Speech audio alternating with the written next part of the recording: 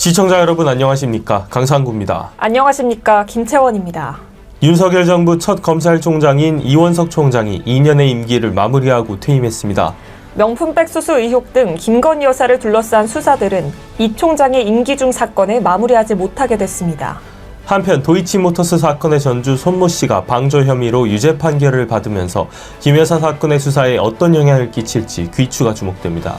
이 시각 주요 뉴스입니다. 한동훈 국민의힘 대표가 총력을 기울이고 있는 여야 이정 협의체 추석 연휴 이전 출범에 적신호가 켜졌습니다. 한 대표와 한덕수 국무총리가 어제 진행된 비공개 당정회의에서 2025년 의대 증원 조정 문제를 두고 이견을 보인 것으로 전해진 건데, 참석자에 따르면 한 대표는 다소 격한 언사까지 보인 것으로 전해졌습니다.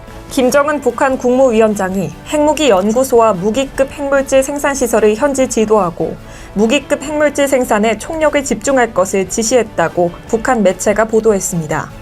한편 우라늄 농축시설 현장을 전격적으로 공개한 것과 관련해 50여일 앞으로 다가온 미국 대선을 앞두고 핵무력을 과시해 몸값을 올리기 위한 것으로 전문가들은 예측했습니다. 정부는 북한이 우라늄 농축시설을 공개한 데 대해 강력 규탄했습니다.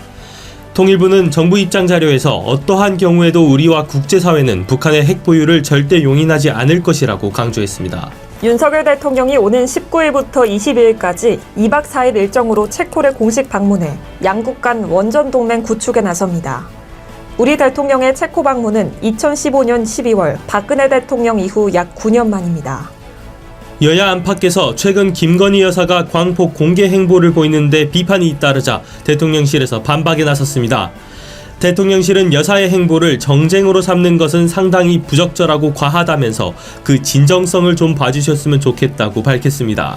추석을 이틀 앞둔 오늘 국회의원들은 명절 휴가비로 424만 원가량을 받은 것으로 전해졌습니다.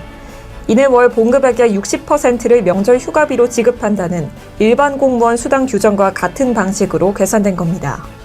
이례적인 9월 폭염과 열대야가 추석 연휴 내내 이어지겠습니다.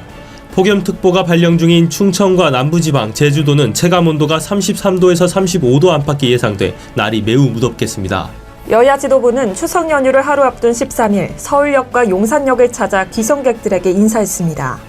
한동훈 대표를 비롯한 국민의힘 지도부는 영남행 열차가 많은 서울역에서, 이재명 대표를 비롯한 민주당 지도부는 호남선 열차가 출발하는 용산역에서 각각 시민들과 인사를 나눴습니다.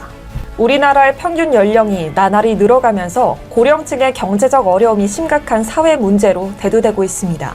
이에 정부가 나서서 노인 일자리를 만들려고 노력하고 있지만 정작 정부가 제공하는 노인 일자리의 약 80%는 저임금 단기 노동이라고 합니다.